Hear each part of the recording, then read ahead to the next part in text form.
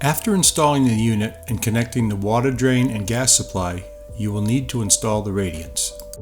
Each burner consists of 2 support brackets and 4 radiants.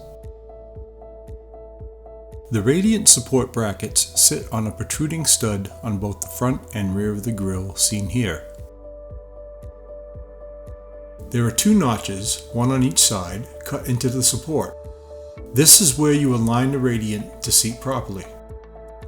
So for each radiant, the small notches are the alignment point, while the wider is where the opposite edge sits.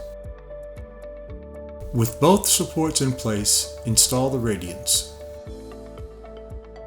Install the radiants as shown here.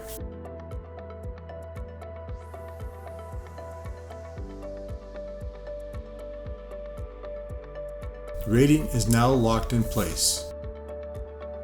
Install the remaining radiants.